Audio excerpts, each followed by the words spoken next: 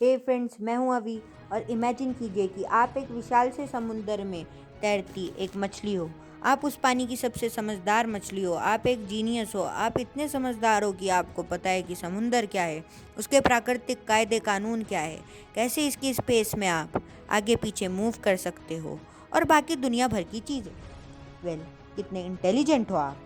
आपने पूरे ब्रह्मांड का ज्ञान हासिल कर लिया है।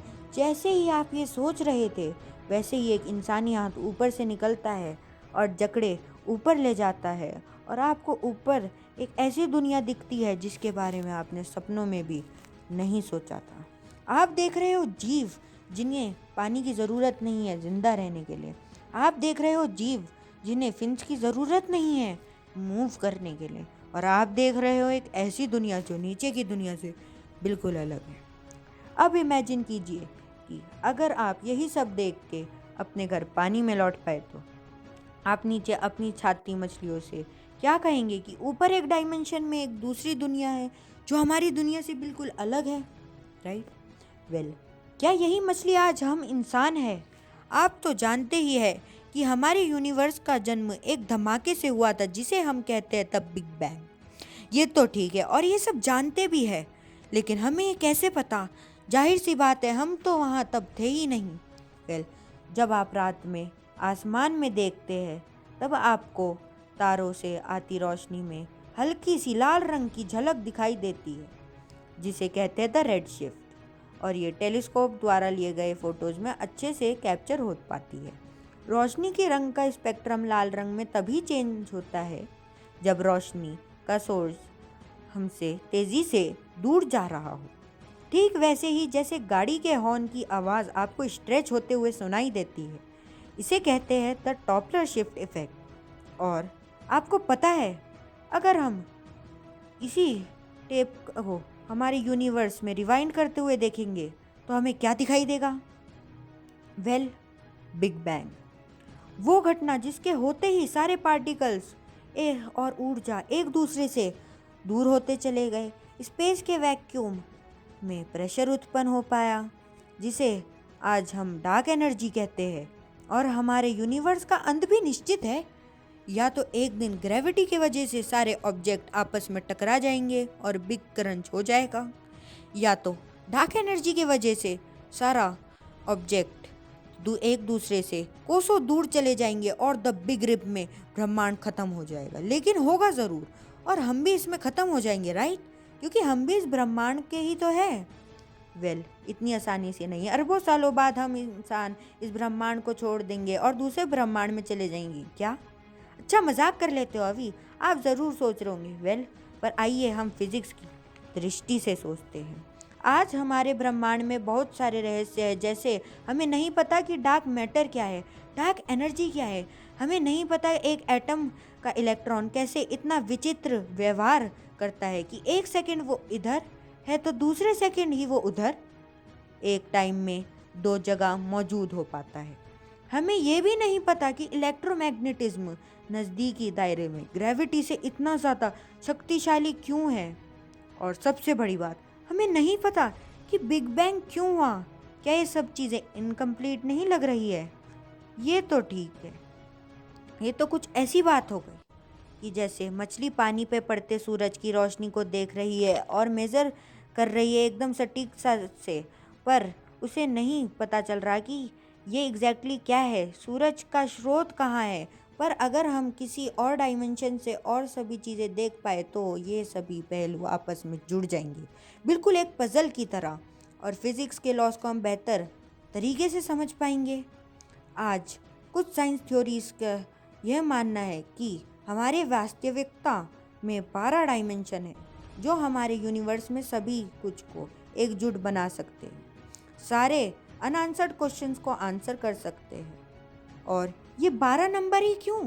क्योंकि इसे इससे ज़्यादा अगर डायमेंशन हुए तो यूनिवर्स मैथमेटिकली स्टेबल नहीं रह पाएगा। इसलिए स्ट्रिंग थ्योरी के कैलकुलेशंस के अनुसार 12 डायमेंशंस होना ज़रूरी है।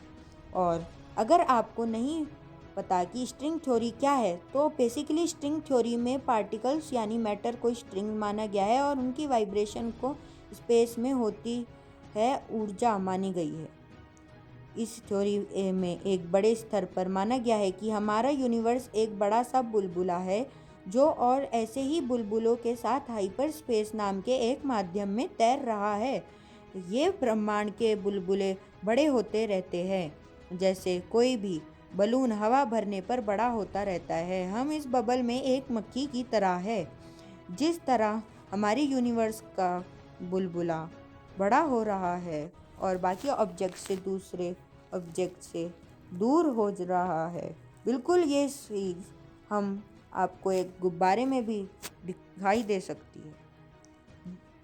जब आप उसे एक्सपेंड करेंगे तो दो पॉइंट्स के बीच में दूरी बढ़ती दिखाई देगी, जबकि ऐसा कोई पॉइंट है ही नहीं कि जहाँ से गुब्बारा एक्सपेंड हो रहा हो। इसलिए बिग बैंग का भी ऐसा कोई पॉइंट है नहीं जहाँ से स्पेस बाहर के लिए एक्सपेंड हो रहा हो। स्पेस हर जगह से एक्सपेंड हो रहा है, जैसे वो गुब्बारा हमारी यूनिवर्स में बिल्कुल ऐसा ही है। डार्क एनर्जी पूरे स्पेस को एक्सपेंड कर रहा है, लेकिन ऑफ कोर्स हम ये नहीं देख सकते। हम तो तीसरे डायमेंशन को भी नहीं देख सकते, हम सिर्फ 2 डायमेंशन में ही देखते हैं। यकीन नहीं होता तो इमेजिन कीजिए कि आप ये कॉइन है और ये एक ऑब्जेक्ट है जो या तो आपके करीब आ रहा है या तो आपसे दूर जा रहा है। अब ये जानने के लिए आपके पास 2 ही रास्ते हैं। अगर वो ऑब्जेक्ट पीछे जा रहा है तो फिज़िक्स के लॉज के अनुसार वो छोटा दिखाई देगा, और अगर वो ऑब्जेक्ट पास आ रहा है तो वो बड़ा होता हुआ नज़र आएगा। लेकिन अगर वो ऑब्जेक्ट पीछे जाने के साथ साथ आकार में बड़ा भी होते जा रहा है तो आपको किसी भी हालात में ये पता चल पाएगा कि वो ऑब्जेक्ट पीछे जा रहा है, नहीं, राइट। लेकिन अगर कोई जीव कोई दूसरे डायमेंशन से ये देख रहा है, फॉर एग्ज़ाम्पल ऊपर से देख रहा है, तो उसे बिल्कुल साफ साफ दिखाई देगा कि वो ऑब्जेक्ट पीछे भी हो रहा है और साथ ही साथ एक्सपेंड भी हो रहा है। तो इसलिए हमेशा किसी भी जीव को वो जिस डायमेंशन की दुनिया में है उससे एक डायमेंशन कम में ही दिखाई देगा। और हमारे यूनिवर्स के साथ भी बिल्कुल ऐसा ही है। हमारा यूनिवर्स के बारे में दूसरे ब्रह्मांड के बबल्स में और ये सब बाहर में भी दूसरे डायमेंशन है जो हमारे यूनिवर्स को उस नज़र से देख सकते हैं जिस नज़र से हम मछलियों को, या जिस नज़र से ये छोटे डायमेंशन में जीने वाले जीव जो वो ऑब्जेक्ट के आकार को बढ़ते हुए देख सकते थे। और इस वजह से हम डार्क मैटर को भी नहीं देख सकते, क्योंकि हो सकता है कि वो कोई दूसरा डायमेंशन हो में दूसरे डायमेंशन में दूसरी दुनिया का मास है जो हम नहीं देख सकते, बस उसकी ग्रेविटी को फील कर सकते हैं, क्योंकि ग्रेविटी ऑफ कोर्स एक ऐसा बल है जो हर किसी चीज़ को इफेक्ट करता है। फाइनली ऐसा भी हो सकता है कि हायर डायमेंशन में दूसरे जीव यानी कि एलियंस भी रहते हो, उनकी नज़र हम पे पड़ी रहती है लेकिन हमें पता भी नहीं। यही चीज़ साइंस को बहुत ही इंटरेस्टिंग बनाती है और हमारे रोज़मर्रा की ज़िंदगी से हमें हटकर सोचने के लिए कहती है। तो उम्मीद है ये वीडियो आपको पसंद आया हो और आपको कुछ नया जानने के लिए भी मिला हो, और आपको अपनी राय देने की बिल्कुल इनविटेशन है कमेंट सेक्शन में। और don't forget to like and share this video and subscribe for more and set the notification bar at all. Till then, bye. Jai Hind.